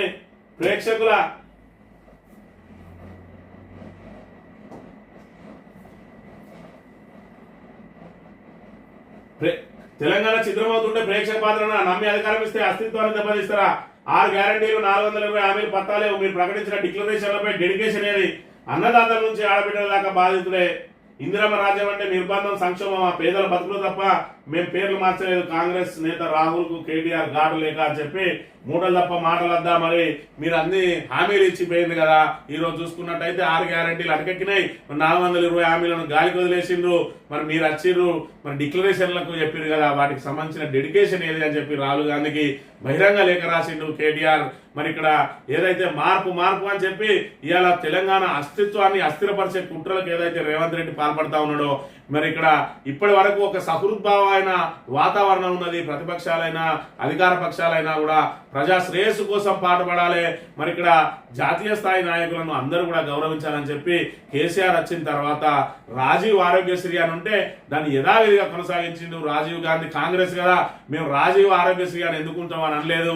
రాజీవ్ గాంధీ మరి ఇక్కడ ఎయిర్పోర్ట్ ఉంటే దాన్ని కూడా మార్చలేదు. మరి ఇక్కడ అనేక రకమైన ఉన్నాయి. ఐకేపీ ఇందిరా క్రాంతి పథకం, మరి ఐకేపీ అంటే ఇందిరా ఉన్నది, మేమెందుకు ఉంచాలి, ఇందిరాన్ని తీసేద్దాం, తెలంగాణ క్రాంతి పథకం పెట్టుకుంటాం అని చెప్పి అనలేదు. జాతీయ స్థాయి నాయకులను గౌరవించాలనుకున్నాడు. రేవంత్ రెడ్డి వచ్చి ఇవాళ కేసీఆర్ ఆనవాళ్ళు లేకుండా చేస్తా అంటున్నాడు. మరి 3 రోజుల భాగవతానికి మూతు మీసాలు ఎక్కించుకున్నట్టు ఈ రోజు నువ్వు మరి ఇక్కడ తెలంగాణ అస్తిత్వాన్ని అస్థిరపరిచే కుట్రలు అనితే రేపు వచ్చిన తర్వాత నీ కాంగ్రెస్ ఆనవాళ్ళు లేకుండా చేస్తామని చెప్పి బాజాప్తా చెప్తా ఉన్నాడు కేటీఆర్. రేపు మేము అధికారంలోకి రాగానే కాంగ్రెస్ నాయకుల పేర్ల మీద ఏవేవైతే ఉన్నాయో ఆ పేర్లన్నిటిని కూడా మార్చేస్తా అంటా ఉన్నాడు. మరి ఆంధ్రాలో చూసుకున్నాం, ఎన్టీఆర్ యూనివర్సిటీకి పేరు మార్చి వైఎస్ఆర్ యూనివర్సిటీ అని పెట్టిండ్రు. మళ్ళీ చంద్రబాబు రాగానే వైఎస్ఆర్ యూనివర్సిటీ తీసేసి ఎన్టీఆర్ యూనివర్సిటీ పెట్టిండు. అదే సంస్కృతిని ఇలా రేవంత్ రెడ్డి తెలంగాణలో అమలు పరుస్తా ఉన్నాడు. మరి ఇక్కడ పూర్తిగా ప్రజల కోసం పాటుపడాలి. మరి ప్రతిపక్షం ఏదైతే గత ప్రభుత్వం ఏదైనా లోటుపాట్లు చేస్తే ఆ లోటుపాట్లను అధిగమించి మరింత మెరుగైన పాలన అందించాలి. కానీ కేవలం కేసీఆర్ ఆనవాళ్ళు లేకుండా చేస్తా అని బహిరంగ స్టేట్మెంట్లు ఇచ్చుకుంటూ పేర్లు మార్చుకుంటూ వెళ్తే రేపు వచ్చిన ప్రభుత్వం ఈ రోజు నువ్వు మరి ఇక్కడ కాంగ్రెస్ కు పుట్టు కాంగ్రెస్ కాదు, నువ్వు పెట్టుడు కాంగ్రెస్ నాయకునివి. నువ్వు ఇవాళ ఈ పార్టీ విడిచిపెట్టి రేపు ఇంకో పార్టీలో పోతావు కావచ్చు. కానీ ఇవాళ ఏదైతే కాంగ్రెస్ పార్టీ పుట్టి ముంచుతా ఉన్నాడు రేవంత్ రెడ్డి, రేపటి రోజున మరి మళ్ళీ బీఆర్ఎస్ కనుక అధికారంలోకి వచ్చిందంటే రాజీవ్ గాంధీ ఎయిర్పోర్ట్ కు సంబంధించి ఎయిర్పోర్ట్ పేరు తీసేస్తారు, ఇందిరా ఐకేపీ ఇందిరా క్రాంతి పథకానికి ఇందిరా పేరు తీసేస్తారు, రాజీవ్ ఆరోగ్యశ్రీకి రాజీవ్ తీసేస్తాడు. మరి ఇక్కడ పేర్లు అన్నిటిని కూడా తొలగిస్తారు. మీరు నేర్పిన విద్య కదా నీరజాక్ష అన్నట్టు మరి ఇక్కడ రాజీవ్ గాంధీ విగ్రహాన్ని తీసేస్తా అంటాడు. నీ కాంగ్రెస్ తల్లి విగ్రహాన్ని కూడా తీసి నీ గాంధీ భవన్ కు విసిరేస్తామంటా ఉన్న విషయాన్ని మరి ఇక్కడ నువ్వు గమనించాలి. ఇప్పటికైనా కాంగ్రెస్ అధిష్టానం జోక్యం చేసుకొని ఇలాంటి మరి ఇక్కడ పార్టీల మధ్య ఏదైతే వ్యక్తులను పార్టీల ప్రతిష్టను దెబ్బతీసే విధంగా మీ ఆనవాళ్ళు లేకుండా చేస్తా అంటే మీ ఆనవాళ్ళే కనుమరుగయ్యే ప్రమాదం ఉంటుంది తెలంగాణలో. ఇప్పటికే ఆంధ్రలో మీ ఆనవాళ్ళే లేకుండా పోయినాయి. రేపటి రోజున తెలంగాణలో కూడా ఆనవాళ్ళు లేకుండా చేస్తుంది. మరి ఇక్కడ రేవంత్ రెడ్డి తస్మాత్ జాగ్రత్త అని చెప్పి తెలంగాణ సమాజం అంతా కూడా మిమ్మల్ని హెచ్చరిస్తా ఉన్నది. ఇక మంత్రి గారు ఇప్పుడేమంటారు, 28 కోడెల కబేలాకు నిక్కు తెలిసిన తీసుకున్న పోలీసులు రాజన్న కోడెలపై విచారణ పూర్తి కాకుండానే అక్రమాలు జరగలేదని సురేఖ సర్టిఫికెట్, అవాస్తవాలతో వార్తలు రాశారని ఫిర్యాదు, అక్రమాలు నిజమేనన్న పోలీసు దర్యాప్తు, మంత్రి అనుసరి సహా 3 రిమాండ్, చివరికి కోడెలు తిరిగి అప్పగింత, చివరి 6 కోడెలు తిరిగి అప్పగింత, ఇచ్చిన ఫిర్యాదును మంత్రి వెనక్కి తీసుకుంటారా, ఇంకా కక్ష సాధింపు చర్యలు కొనసాగిస్తారా అని చెప్పి ఇక్కడ చూస్తున్నాం కదా. ఎవ్వరు చూడు పోలీసులను అడ్డదిడ్డంగా వాడుకునుడే. మరి ఇక్కడ వీళ్ళను ఇక్కడ రాజన్న కోడెలు కబేలాలకు తరలిపోయినాయి అని చెప్పి వార్త రాస్తే అది కూడా మంత్రి సిఫారసు చేస్తే 46 కోడెలు ఇచ్చిండ్రు. మంత్రి ఏదైతే కొండక్క అనుచరునికి మరి కొండక్క ఎల్లు పెట్టినా కూడా అది మరి ఇక్కడ గరంగానే ఉంటది. ఇక్కడ చూసుకున్నట్టయితే ఆమె ఇప్పటికే అనేక వివాదాస్పద విషయాలలో ఇరుక్కొని ఉన్నది. తాజాగా వేములవాడ మరి ఇక్కడ ఈమె దేవాదాయ శాఖ మంత్రిగా ఉన్నది. వేములవాడకు సంబంధించిన కోడెలను మరి ఏదైతే ఎవరైనా రైతులు సాదుకుంటా అన్నా లేదంటే వాళ్ళు ఎవరైతే మరి ఇక్కడ కోడెలకు సంబంధించి ఆశ్రమం లాంటిది నిర్వహిస్తారు, దానికి కోడెలను అప్పగిస్తారు. మరి ఇలా అనుసరణకి ఈమె సిఫారసు లెటర్ రాసింది. వాడేమో తీసుకుపోయి కబేలాలకు మరి ఇక్కడ కోతకు అమ్ముకున్నాడు. కోతకు అమ్ముకుంటే మరి ఇక్కడ కొండకు ఏమంటది అని అంటే పేపర్లు వచ్చినాయి, అన్ని తప్పుడు వార్తలు మరి అని చెప్పి ఆ పేపర్ వినే ఫిర్యాదు చేసింది, కేసు నమోదు చేయించింది. ఇవాళ చూసుకున్నట్టయితే వాళ్ళ మీద కేసు అయింది. ఎవరైతే మరి కోడెలు అమ్ముకున్నాడో ఆ కోడెలు అమ్ముకున్నది నిర్ధారణ అయింది, వాడు జైలుకు పోయిండు. ఇవాళ కొండకి ఏం సమాధానం చెప్తుందో మరి ప్రజలకు చెప్పాలి. ఆమె సిఫారసు లెటర్ తోటి ఇవాళ కోడెలు కబేలాలకు తరినాయి. మరి దేవాదాయ శాఖ మంత్రిగా ఈమెనే అమ్ముకున్నదా, మరి అనుసరులు అమ్ముకున్నదా, అందులో ఈమె మాట ఎంతో చెప్పాలి. ఇప్పటికైనా రాజీనామా చేయాలి, లేదంటే మరి కాంగ్రెస్ ప్రభుత్వం బర్తరఫ్ చేయాలి. లేకపోతే ఇలాంటి మంత్రి ఇంకా కాంగ్రెస్ ప్రతిష్టను దిగజారుస్తూనే ఉంటది. మరి ఇక్కడ ఒక్కసారన్నా ఇప్పటికైనా గమనించాల్సిన అవసరం ఉన్నది. నీ ద్రోహ చరిత్ర చెరిగిపోదు, కేసీఆర్ కీర్తి తొలగిపోదు. మిలియన్ మార్చులు ఉన్నవా, సాగరారం ఉన్నవా, ఒక్కరోజైనా ఉద్యమంలో పాల్గొన్నవా? రేవంత్ రాజీనామాకు వెన్ను చూపి పారిపోయిన చరిత్ర నీది. తెలంగాణ ఉద్యమం గురించి నువ్వు మాట్లాడితే దయ్యాలు వేదాలు వల్లించినట్టున్నది. ఎవరి దయా దాక్షిణ్యాలతో తెలంగాణ రాలేదు. కేసీఆర్ వల్లే, కేసీఆర్ పోరాటం వల్లే రాష్ట్రం వచ్చింది. కేసీఆర్ దీక్ష లేకుంటే తెలంగాణ రాష్ట్రం ఏర్పడేదే కాదు. డిసెంబర్ 9న ప్రకటనను రాసి పంపిందే కేసీఆర్. తెలంగాణకు నంబర్ 1 విలన్ కాంగ్రెస్ పార్టీ. విగ్రహాలు కాదు, బతుకులు మార్చు రేవంత్. నిప్పుడు జరిగిన మాజీ మంత్రి హరీష్ రావు తెలంగాణ ఉద్యమాన్ని అణచివేసి ఎంతో మంది ఉద్యమకారుల ప్రాణాలను బలిగొన్న చరిత్ర కాంగ్రెస్ ది. నాడు ఆంధ్ర నాయకుల లాబీకి తలకి ఉన్న తెలంగాణను ఆంధ్రలో కలిపింది కాంగ్రెస్. 60 ఏళ్ల పాటు తెలంగాణ ప్రజలు అనుభవించిన గోస, జరిగిన అన్యాయానికి కాంగ్రెస్ కారణం. 1969 ఉద్యమంలో 369 మందిని కాంగ్రెస్ కాల్చి చంపితే అందుకు గుర్తుగా అసెంబ్లీ ముందు అమరవీరుల స్తూపం పెట్టింది నిజం కాదా అని చెప్పి మరి ఇక్కడ రేవంత్ రెడ్డి ఇవాళ కేసీఆర్ ను ఆనవాళ్ళు లేకుండా చెప్తా అని అంటున్నావు. నీ ద్రోహ చరిత్ర జరిగిపోదు, కేసీఆర్ కీర్తి తొలగిపోదు అని చెప్పి మరి ఇక్కడ నువ్వు మిలియన్ మార్చిలో ఉన్నావా, లేదంటే సాగరహారంలో ఉన్నావా, ఒక్కరోజైనా ఉద్యమంలో పాల్గొన్నావా, కనీసం జై తెలంగాణ అన్నావా? రాజీనామాలు చేద్దామన్న రోజు టీడీపీలో ఉండి నువ్వు వెన్ను చూపి పారిపోయినావు. ఇవాళ కేసీఆర్ ఆనవాళ్ళు తొలగిస్తా అంటున్నావు, లేదంటే తెలంగాణ ఎవడో భిక్షమే తచ్చిందని అంటున్నావు. ఎవరి దయాదాక్షిణ్యం మీద రాలేదు, వాళ్ళ మెడలు వంచి ఈరోజు తెలంగాణను సాధించింది కేసీఆర్. కేసీఆర్ ఆనవాళ్ళు కాదు, కేసీఆర్ కీర్తి ఎన్నటికీ తొలగిపోదు. నీ ద్రోహ చరిత్ర కూడా చెరిగిపోదు. నువ్వేదో తెలంగాణకు మరి ఏదో చేసినట్టుగా ఇలా కలరింగించుకునే ప్రయత్నం చేస్తా ఉన్నావు. ఆ రోజు తెలంగాణ వాదుల మీద తుపాకీ ఎక్కుపెట్టింది. ఆ రోజు నువ్వు ఏదైతే సమైక్యాంధ్ర వాదుల సంతలో వచ్చినాయి అవన్నీ కూడా తెలంగాణ ప్రజలు ఎన్నడూ కూడా మర్చిపోరు అనే విషయాన్ని గుర్తుపెట్టుకో రేవంత్ రెడ్డి అని చెప్తున్న పరిస్థితిని మనం ఇక్కడ ప్రధానంగా గమనించాలి. అక్రమం తెలిసే అనుమతులు ఇచ్చారా? నిర్మాణ అనుమతులు ఇచ్చిన అధికారులు ఎక్కడ? వారి ఆస్తులు జప్తు చేస్తే జేజమ్మ దిగుతుంది. వారిపై క్రిమినల్ కేసులు నమోదు చేయండి. వారి తప్పులకు ప్రజాధనం ఎందుకు చెల్లించాలి? ప్రజాధనాన్ని పరిహారంగా చెల్లించడానికి వీలేదు. కూల్చివేతల్లో ప్రభుత్వ తీరుపై హైకోర్టు వ్యాఖ్యలు అని చెప్పి అక్రమం తెలిసే అనుమతులు ఇచ్చిందా? మరి ఏదైతే ఇప్పుడు హైడ్రా పేరుతోటి కూల్చివేతలు చేస్తా ఉన్నారు కదా, అనుమతులు ఉన్న వాటిని కూల్చేస్తే మరి ఇక్కడ ఒకడేమో అనుమతిస్తాడు, ఇంకోడేమో అక్రమం అంటాడు. ప్రజలకు ఏది సక్రమం ఏది అక్రమం అంటే తెలుస్తుంది. దానికి సంబంధించి ప్రభుత్వ సొమ్ము కాదు. ఎవడైతే దానికి అక్రమ ఏదైతే అనుమతులు ఇచ్చిండో వాని దగ్గర నుంచి రికవరీ చేయండి అని చెప్పి హైకోర్టు ఆదేశాలు ఇచ్చిన పరిస్థితిని మనం ఇక్కడ ప్రధానంగా గమనించాలి. తెలంగాణ దినపత్రిక విషయానికి వస్తే బతుకమ్మపై కుట్ర, తెలంగాణ సంస్కృతి మీద కక్ష కట్టిన రేవంత్. ఒక్కొక్కడిగా మాయమవుతున్న అస్తిత్వ ప్రతీకలు. తెలంగాణ తల్లి విగ్రహంలో మాయమైన బతుకమ్మ. రాష్ట్రంలో 70% మంది బతుకమ్మ ఆడాలన్న కాంగ్రెస్ ఎమ్మెల్యే ఎన్ఎం శ్రీనివాసరెడ్డి బతుకమ్మను రాష్ట్రం నుంచి దూరం చేస్తున్నారా? బతుకమ్మ ఆటకు వేల ఏళ్ల చరిత్ర, ప్రాంత గొప్పదనాన్ని చాటి చెప్పే కాకతీయ తోరణం చారున్నారు. ప్రత్యేక రాష్ట్ర పోరాటానికి ఊపిరిలుదిన మన సంప్రదాయం. ఇప్పుడు దాన్ని మంటగలిపే ప్రయత్నం చేస్తున్న పాలకులు అని చెప్పి మరి ఇక్కడ తెలంగాణ అంటేనే బతుకమ్మ. మరి ఇక్కడ బతుకమ్మ ఏదైతే మరి జాగృతి అధ్యక్షురాలు బతుకమ్మ పండుగను మరి నెత్తికెత్తుకొని తెలంగాణ ఉద్యమంలో ఇక్కడ ఏదైతే మన రాష్ట్రంలో కాక దేశ విదేశాలలో కూడా బతుకమ్మను ఆడించి తెలంగాణ ప్రత్యేక రాష్ట్ర ఏర్పాటు ఆవశ్యకతను చాటి చెప్పింది. మరి ఆ బతుకమ్మకు ఇవాళ ఏదైతే కవిత పట్టుకున్నాయి కాబట్టి ఆ బతుకమ్మ మాకు అవసరం లేదంటా ఉన్నాడు. కేసీఆర్ పెట్టింది కాబట్టి తెలంగాణ విగ్రహం మాకు అవసరం లేదంటా ఉన్నాడు. కేసీఆర్ పెట్టింది కాబట్టి మరి కాకతీయ కళాతోరణం అవసరం లేదంటా ఉన్నాడు. చార్మినార్ అవసరం లేదంటా ఉన్నాడు. మరి ఇక్కడ కేసీఆర్ పెట్టింది కాబట్టి ఆ 125 అడుగుల విగ్రహానికి మేము నివాళులు అర్పించాం అంబేద్కర్ అని చెప్పి చెప్తా ఉన్నాడు. మరి ఇక్కడ అమరవీరుల స్తూపానికి మరి కేసీఆర్ కట్టింది కాబట్టి అక్కడికి మేము పోమంటా ఉన్నాడు. మరి ఇక్కడ కేసీఆర్ అస్తిత్వాన్ని కేసీఆర్ ఆనవాళ్ళు లేకుండా చేయాలనంటే మరి ఇక్కడ సెక్రటరియట్ ను తీసేస్తావా రేవంత్ రెడ్డి? అందులో కూర్చుంటున్నావు, అది కూడా కేసీఆర్ కట్టిండు. నిన్న మొన్న నువ్వు ఓపెన్లు చేసుకుంటూ వస్తున్న ప్రతి ఒక్కటి కూడా ఇవాళ సీతారామ ప్రాజెక్ట్ ట్రయల్ రన్ చేసిరు, అది కేసీఆర్ కట్టిండు. ఇవాళ కాళేశ్వరం నీళ్లను మరి 15 టీఎంసీలు తీసుకుపోతా అంటున్నావు. ఎక్కడి నుంచి తీసుకుపోతావు? అదంతా కాళేశ్వరం కనెక్టివిటీ కాదా? అది కేసీఆర్ కట్టలేదా? కేసీఆర్ ఆనవాళ్ళను తొలగించాలంటే నీ జేజమ్మతనం కూడా కాదనే విషయాన్ని ఇక్కడ ప్రధానంగా గమనించాలి. ఇక నిన్నటి రోజున ఎన్ఎం శ్రీనివాసరెడ్డి మాట్లాడతాడు. 70% మంది బతుకమ్మ ఆడరట. ఇవాళ బతుకమ్మ ఆడని పల్లెటూళ్ళలో మరి పట్టణాలలో ఎక్కడ చూసుకున్నా కూడా తెలంగాణలో బతుకమ్మ ఆడని మరి ఇక్కడ ప్రదేశమే లేదు. మరి ఇక్కడ చూసుకున్నట్టయితే ఈయన పిఆర్ఓ బతుకమ్మపై సీఎం పిఆర్ఓ ఏం మాట్లాడతారా అంటే తెలంగాణ తల్లి చేతిలో బతుకమ్మ పెట్టడానికి మేమేం రజాకారుల వారసులం కాదంటూ పోస్టు. అంటే బతుకమ్మ ఆడే వాళ్ళంతా రజాకారుల వారసులా? ఇది బతుకమ్మను కించపరచడమే కాదు, తెలంగాణ సంస్కృతిపై దాడి అంటూ తెలంగాణ వాదుల ఆగ్రహం. బతుకమ్మ ఆటను ఆడుతా ఉంటే రజాకారులు మరి ఇక్కడ బతుకమ్మ మహిళలు ఎంతో ఇష్టదైవంగా భావించి పూలను పూజించే బతుకమ్మ ఆడుతూ ఉంటే అప్పుడు వాళ్ళను బట్టలు విప్పించి బతుకమ్మ ఆడిచ్చిండ్రు. అంటే బతుకమ్మ అనేది తెలంగాణ ప్రజల గుండెల్లో గూడు కట్టుకొని ఉన్నది. దాన్ని ధ్వంసం చేయడానికి ఆ రోజు రజాకారులు ప్రయత్నం చేస్తే ఈరోజు రేవంత్ రెడ్డి పిఆర్ఓలు, రేవంత్ రెడ్డి ఎమ్మెల్యేలు ప్రయత్నం చేస్తా ఉన్నాడు. మరి ఇక్కడ బతుకమ్మ తెలంగాణ తల్లి చేతిలో బతుకమ్మ పెట్టడానికి మేము రజాకారులం కాదని అంటే బతుకమ్మను ఆడేటోళ్ళందరూ రజాకారులా ఈరోజు.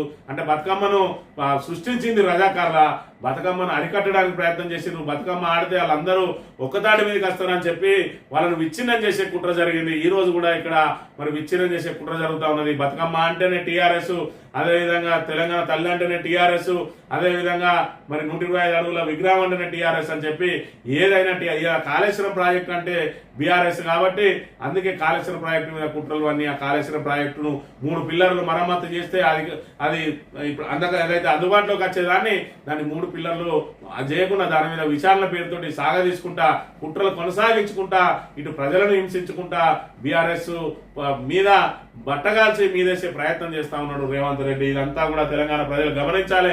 ఇట్లా ప్రభుత్వాలు కొత్త ప్రభుత్వం వచ్చినప్పుడల్లా పాత ప్రభుత్వాలను వేధించుకుంటూ పోవడమో, లేకపోతే ఆనవాళ్ళు మార్చుకుంటూ పోవడమో, విగ్రహాలు మార్చుకుంటూ పోవడమో పోతే తెలంగాణ ప్రజలకు ఒనగూరే ప్రయోజనం ఏందనే విషయాన్ని ఇక్కడ ప్రజలందరూ కూడా గమనించాలి. ఇక కేటీఆర్ మీద కౌంటర్ అటాక్ చేయండి. కాంగ్రెస్ సోషల్ మీడియాకు పెద్దల ఆదేశాలట.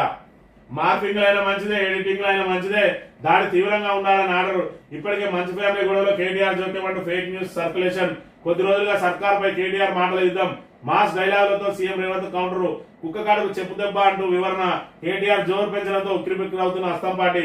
సోషల్ మీడియాలో వెనుకబడ్డామని ఇటీవలే వేదికల మీద మొరపెట్టుకున్న సీఎం. సోషల్ మీడియా బాధ్యతకు రేవంత్ క్లాస్ అట.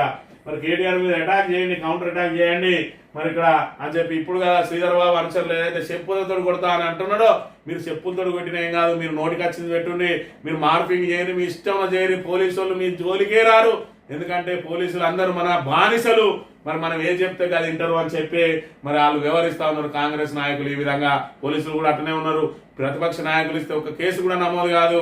అదే అధికార పక్ష నాయకులు ఇస్తే కమాన్పూర్ టు కాళేశ్వరం వరకు ప్రతి పోలీస్ స్టేషన్ లో ఒకటే అంశం మీద, ఒక దిక్కు సుప్రీంకోర్టు గైడ్ లైన్స్ ఉన్నది, ఒకటే అంశం మీద 1 కంటే ఎక్కువ కేసులు పెట్టద్దని. అయినా కూడా వీళ్ళు మేము పెడతాం, మీరు కోర్టుకు పోయి కొట్టేసుకొని మాకేంది, మాకు అక్కడ శ్రీధర్ బాబు చెప్తారు, మేము పెట్టేస్తాం అన్నట్టుగా ఉన్నది ఇక్కడ మంత్రి పోలీసుల పరిస్థితి. మరి ఇక్కడ ఇంకా ఆత్మగౌరవాన్ని చంపుకొని మంత్రిలో పనిచేయడం అవసరమా? పోలీసు అధికారులు ఒకసారి ఆలోచించుకోవాలి. పోలీసులు ఏదైతే ట్రాన్స్ఫర్ అయితే పోలీస్ స్టేషన్కి పోతాడు, పోస్ట్ ఆఫీస్కి కూడా అన్నట్టు మరి మీరు కూడా అదే పోలీసులు ఆత్మగౌరవం చంపుకొని మీకేమో ఇక్కడ పోస్టింగ్ లేకపోతే మీకు జీతం రాకుండా పోదు, మీ ఉద్యోగం పోదు. మరి ఇక్కడ వాళ్ళకు అడుగులకు మడుగులు ఒత్తుకుంటా ఆత్మగౌరవాన్ని చంపుకొని ఇక్కడ మరి మీ పోలీసుల ద్వారానే కంప్లైంట్లు ఇచ్చుకుంటూ ప్రతిపక్ష నాయకుల మీద కేసులు నమోదు చేసి ఆ తర్వాత రేపు వాళ్ళ అధికారంలోకి వచ్చినాక మళ్ళీ మీరు ఇబ్బందులు పడు. అన్ని అవసరమా? ఒకసారి పోలీసు అధికారులు మరి ఇక్కడ ఆత్మ పరిశీలన చేసుకోవాలి. ఎవరు అడిగారని మార్చారు? తెలంగాణ తల్లి విగ్రహ మార్పు అనవసరం. 4 కోట్ల తెలంగాణ ప్రజలు అడిగారా? ఎక్కడి నుంచి డిమాండ్ రాలే, సభలు పెట్టలే, సమావేశాలు పెట్టలే, మేధావులు, విద్యార్థులు, ఉద్యోగులు, నిరుద్యోగులు, ప్రజలు ఎవరు అడగలే. డైవర్షన్ కోసమే విగ్రహ మార్పు రాజకీయం. ప్రభుత్వాన్ని ప్రశ్నించిన arts college principal professor Kasim చెప్పిగా ఎవరు అడిగారని మార్చారు? తెలంగాణ తల్లి విగ్రహ మార్పు. మరి ఇక్కడ 4 కోట్ల తెలంగాణ ప్రజలు అడిగారా? మరి ఏదైనా ఒక నిర్ణయం తీసుకుంటున్నాం అంటే ప్రజల నుంచి డిమాండ్ వస్తే దాన్ని తప్పకుండా మార్చాల్సిందే. మరి ఇక్కడ ఏమన్నా సమావేశం జరిగిందా, సభ జరిగిందా? పోనీ నీ కాంగ్రెస్ వాళ్ళన్నా ఎక్కడనన్నా తెలంగాణ తల్లిని మార్చాలని చెప్పి కోరిందా? నువ్వు కేసీఆర్ ఆనవాళ్ళు తొలగిస్తా అని చెప్పి తెలంగాణ తల్లి విగ్రహాన్ని మార్చినావు. కేసీఆర్ ఆనవాళ్ళు తొలగించడానికి తెలంగాణ తల్లి కేసీఆర్ తల్లి కాదు అనే విషయాన్ని మరి ఆ ఇంగిత జ్ఞానం లేకుండా ఈరోజు తెలంగాణ ప్రజల ఆత్మగౌరవాన్ని, తెలంగాణ ప్రజల అస్తిత్వాన్ని అస్థిరపరిచే కుట్రలు పాల్పడతా ఉన్నాం అనే విషయాన్ని మనం గమనించాలి. మన సీఎం తెలంగాణ ద్రోహి అని చెప్పి మరి ఇక్కడ చెప్పిన అంశాన్ని కూడా మనం ఇక్కడ ప్రధానంగా గమనించాలి. సాక్షి దినపత్రిక విషయానికి వస్తే ఇలా భర్తీ అలా ఖాళీ, రాష్ట్రంలో ఉద్యోగ నియామకాల్లో గందరగోళం, నియామక బోర్డుల మధ్య కొరవడిన సమన్వయం అని చెప్పి మరి ఇక్కడ అవరోహణ క్రమంలో ఉద్యోగాలను మరి ఇక్కడ ఎంపిక చేయాలి. ఏదైతే ఒక్క వ్యక్తి 4 ఉద్యోగాలకు కనుక 2 ఉద్యోగాలకు, 3 ఉద్యోగాలకు, 4 ఉద్యోగాలు, ఒక్కొక్కరికి 6 ఉద్యోగాలు వచ్చినాయని కూడా చూస్తా ఉన్నాం. ఎందుకంటే నోటిఫికేషన్లు అన్ని ఒకటే తీరుగా వచ్చిన తర్వాత మరి అన్నిటి రిజల్ట్ ఒకటేసారి వస్తే ఒక్కొక్కరు 2, 3, 4 కూడా ఎంపికైన వాళ్ళు ఉన్నారు. దాంట్లో పెద్ద పోస్ట్ ముందుగా నింపినట్టయితే ఈయన పెద్ద పోస్టుకు పోతాడు. మిగతా 3 ఖాళీగా ఉంటాయి.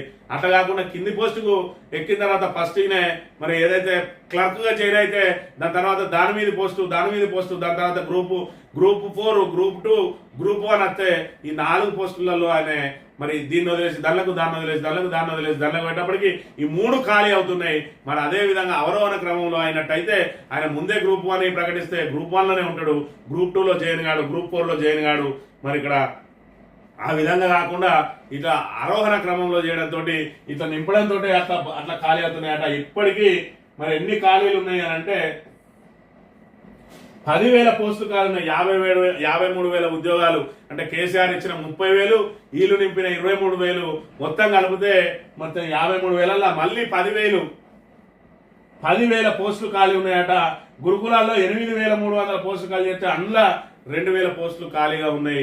అంటే ఈ రకంగా సమన్వయం లేక, శాఖల మధ్య సమన్వయం లేక, మరి దానికి సంబంధించిన వీళ్ళకు అనుభవం లేక, అనుభవ రాహిత్యంతో ఈ విధంగా భర్తీ చేయగానే ఖాళీ అవుతున్న పరిస్థితిని మనం ఇక్కడ ప్రధానంగా గమనించాలి. రాహుల్ గాంధీతో బట్టి విక్రమార్క భేటీ, కులగణన మంత్రివర్గ విస్తరణపై చర్చ, ప్రేమ్ సాగర్ రావుకు మంత్రి పదవి ఇవ్వాలని నేడు జైపూర్ నుంచి ఢిల్లీకి సీఎం రేవంత్ సాయంత్రం ఏఐసీసీ పెద్దలతో భేటీ. అంటే రాహుల్ గాంధీతో భేటీ లేదు, ఎందుకంటే రాహుల్ గాంధీ అపాయింట్మెంట్ ఇవ్వడం లేదు. మరి రాహుల్ గాంధీ ప్రాపకం కోసమే డిసెంబర్ 9న తెలంగాణ తల్లి అని చెప్పి ఒక కొత్త నాటకం ఆడి ఏదైతే సోనియా గాంధీ బర్త్డేను అధికారికంగా నిర్వహించే మరి ఒక క్రియేషన్ సృష్టించిండు.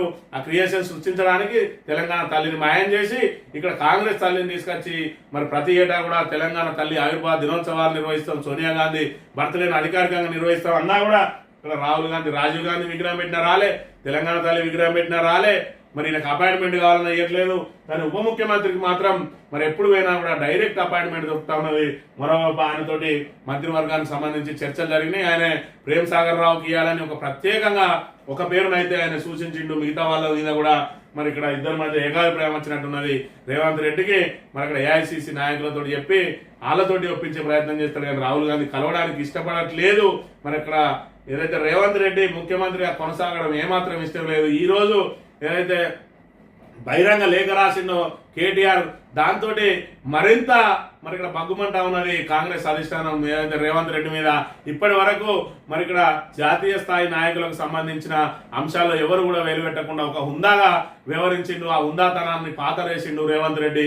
దాంతో రాజీవ్ గాంధీ విగ్రహాన్ని వీకెత్తాం, ఈ కాంచి రాజీవ్ గాంధీ, ఇందిరాగాంధీ పేర్లతోటి, నెహ్రూ పేరుతోటి ఉన్న ఏ పేర్లతోటి ఉన్నా అవన్నిటి కూడా మార్చేస్తాం అన్నారంటే దీనికి అంతటికి మూల కారణం రేవంత్ రెడ్డి. రాబోయే రోజులలో మరి ఇక్కడ ఒక ఆంధ్రాలో ఏ విధంగా అయితే సాగుతా ఉన్నదో తెలంగాణలో కూడా అదే విధంగా సాగడానికి అంకురార్పణ చేసింది రేవంత్ రెడ్డి అనే విషయాన్ని మనం ఇక్కడ గమనించాలి. ఆంధ్రజ్యోతి విషయానికి వస్తే త్వరలో విస్తరణ అట, వారం 10 రోజుల్లో విస్తరణ. ఎందుకంటే బట్టి విక్రమార్కతో రాహుల్ గాంధీ మాట్లాడిండు, ప్రేమ్ సాగర్ రావుకు ఇయ్యాలని చెప్పిండు. అక్కడ ప్రేమ్ సాగర్ రావుకు వివేక్ మధ్య మరి ఇక్కడ పచ్చగడ్డు వేస్తే బగ్గుమంటుంది. ప్రేమ్ సాగర్ రావు హాస్పిటల్ ఇనాగ్రేషన్ చేస్తే ఎంపీగా ఉన్న వంశీకృష్ణను కనీసం అక్కడికి పిలువలేదు, అధికారిక మరి దానిలో పేరు కూడా వేయలేదు.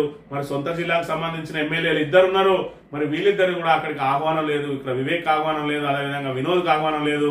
మరి ప్రోటోకాల్ ప్రకారం మరి పెద్దపల్లి ఎంపీ ఆయన మంచిర్యాల నియోజకవర్గం కూడా అల్లకేస్తాయి కాబట్టి కనీసం ఆయనను ఇవ్వాల్సి ఉండే, పిలువలేదు, పేరు పెట్టలేదు అని అంటే మరి ఏ రకమైన ప్రచ్ఛన్న యుద్ధం జరుగుతూ ఉన్నది. వాళ్ళకు శ్రీధర్ బాబు అదేవిధంగా బట్టి విక్రమార్క ఇద్దరు కూడా మరి ప్రేమ్ సాగర్ రావుకు అండదండలు అందిస్తా ఉన్నారు. దాంతో ఇక్కడ వివేక్ ఒంటరి అయిపోయిండు కాబట్టి నిన్నటి రోజున మాల గర్జన పెట్టిండు. నా సత్తా కూడా ఏదో చూపిస్తా అంటాను, నువ్వు మంత్రి పదవికి ఇవ్వకు తాత, నాయనక కూడా ఎవరెవరు ఎమ్మెల్యేలు ఉంటారో ఎవరెవరిని చీల్చాలనో నా ప్రయత్నం నేను చేస్తా అంటే మరి ఇక్కడ మాల కాబట్టి మాలకు మరి మాలతోటే చెక్ పెట్టాలని శ్రీధర్ బాబు ఇక్కడ చతురతను చూపించిండు. మరి ఇక్కడ బట్టి విక్రమార్కను తీసుకుపోయి బట్టి విక్రమార్క ద్వారానే ప్రేమ్ సాగర్ రావుకు ఇయ్యమని చెప్పి దాని వెనుక తతంగం అంతా శ్రీధర్ బాబు నడిపిస్తా ఉన్నాడు. వివేక్ శ్రీధర్ బాబుకు మొదటి నుంచి వైరమే ఉన్నది. మరి ఏదైతే శ్రీధర్ బాబు మూలంగానే మరి ఈయన గతంలో టీఆర్ఎస్ లకు పోవాల్సిన దుస్థితి కూడా ఏర్పడ్డది. మళ్ళా తర్వాత ఈయన మళ్ళీ టీఆర్ఎస్ నుంచి కాంగ్రెస్ లకు పోయినా కూడా ఇక్కడ నుంచి పొసకదని చెప్పి మరి ఏదైతే ఏఐసిసి మల్లికార్జున ఖర్గే అధ్యక్షులతో ఈయనకున్న సత్సంబంధాలతోటి, లేదంటే ఈయనకు టికెట్ కూడా రాకపోవు, ఈయన కొడుకు కూడా టికెట్ రాకపోవు, కానీ అక్కడ మల్లికార్జున ఖర్గే అండదండలు ఉన్నాయి కాబట్టి ఇప్పటి వరకు నిలదెక్కుకోగలుగుతాడు వివేక్. అయినా కూడా ఈయనకు చెక్ పెట్టడానికి ఇక్కడ బట్టి విక్రమార్కను రంగంలో దింపిండు. మరి మాలకు మరి ఇక్కడ ఏదైతే బ్రాహ్మణుడు అడ్డం పడతాడని చెప్పి అపవాదం వస్తుందని చెప్పి ఆయన తెర వెనుక ఉండి ముందర బట్టి విక్రమార్కను నడిపించి వివేక్ చెక్ పెట్టే ప్రయత్నం చేస్తున్న పరిస్థితిని మనం ఇక్కడ ప్రధానంగా గమనించవచ్చు. జమిలీ ఎన్నికలతో పెరగనున్న జీడిపి 1 నుంచి 1.5 వృద్ధి ఆర్థికవేత్తల అంచనా. ఇది జమిలీ ఏ ఒక్క పార్టీ అభిప్రాయమో కాదు, దేశంలోని ప్రజలందరి కోరిక. దాంతో దేశంలో సమూల మార్పులు మాజీ రాష్ట్రపతి రామ్నాథ్ కోవింద్ అని చెప్పి మరి జమిలీ ఎన్నికలు అనే దానికి ఇక్కడ బిల్లు పెట్టబోతా ఉన్నది. మరి ఇక్కడ కేంద్ర ప్రభుత్వం ఖచ్చితంగా జమిలీ ఎన్నికలు అనేది మరి వాస్తవంగా చూసుకుంటే ప్రజలకు మంచి చేసేదే. మరి ఇక్కడ 5 సంవత్సరాల పాటు ప్రతి సంవత్సరం ఎన్నికలు జరుగుతూనే ఉన్నాయి. ఓ సంవత్సరం ఓ దగ్గర, ఓ సంవత్సరం ఓ దగ్గర, ఓ సంవత్సరం ఓ దగ్గర. కేంద్ర ప్రభుత్వానికి కష్టపడి మాత్రం ప్రతి సంవత్సరం నెల 2 నెలలు అడ్డం వస్తూనే ఉన్నది. కాబట్టి జమిలీ ఎన్నికలు పెట్టి ఎన్నికల ప్రక్రియ పూర్తి చేసుకుంటే అందరూ కూడా అభివృద్ధి మీద దృష్టి పెట్టే అవకాశం ఉంటుంది. దీనికి అన్ని పార్టీలు కూడా బేషరతుగా మద్దతు ఇవ్వాలి. ఎందుకంటే ఇక్కడ ప్రజా అభిప్రాయాన్ని దృష్టిలో పెట్టుకొని పార్టీలు నడుచుకోవాలి. కానీ మీ పార్టీల మరి లాభం కోసం ఇక్కడ ప్రజల మీద ఎన్నికల ఖర్చులను వృద్ధి లేదంటే ఆ కోడ్ల పేరుతో ప్రజలను వేధించే ప్రయత్నాలను మానుకోవాలి. ఖచ్చితంగా అందరూ కూడా దీనికి మద్దతు తెలపాలి ఖచ్చితంగా. ఈనాడు విషయానికి వస్తే ప్రతి ముగ్గురులో ఒకరు పడిపోతున్నారు. మలి వయసులో ఏదో ప్రధాన సమస్య అని చెప్పి కన్ను తిరుగుడు, మరి బీపీ షుగర్లతోటి జారి పడిపోతా ఉన్నారట. పడిపోయిన వెంటనే మరి ఫ్రాక్చర్లు కూడా అవుతున్నాయి, తుంటి ఎముకలు ఎరగడం, తర్వాత మానసిక రోగాలకు గురవుతా ఉన్నారు. మరి ఇక్కడ దీనికి 70 సంవత్సరాలు దాటిన వాళ్ళలో ఈ సమస్య ఎక్కువ వస్తుందని చెప్పి ఒక వార్తను ప్రచురించింది ఈనాడు దినపత్రిక. నికేష్ అక్రమార్జన రోజుకు 2 లక్షల పైమాట. నీటిపారుదల ఏఈ హోదాల్లో అడ్డగోలు దోపిడీ 10 ఏళ్ల ఉద్యోగ జీవితంలో కూడబెట్టింది 100 కోట్ల పైనే. ఒక ఏఈ 100 కోట్లు కూడబెట్టిండు అని అంటే మరి ప్రభుత్వ అధికారుల పరిస్థితి ఏ విధంగా ఉన్నది? మరి డిఈ ఎంత కూడబెడతాడు, ఎస్సీ ఎంత కూడబెడతాడు, సిఈ ఎంత కూడబెడతాడో ఇక్కడ మనం అర్థం చేసుకోవాలి. 2 మిల్లులు 217 కోట్ల 50 లక్షల బకాయిలు. 2 మిల్లర్లపై క్రిమినల్ కేసులు నమోదుకు ఆమోదం. 2 మిల్లుల 217 కోట్ల ధాన్యం వాళ్ళ మీద ఉండిపోయింది అని అంటే మరి ఇక్కడ ప్రభుత్వాలు ఏ విధంగా మరి కొనసాగుతా ఉన్నాయి.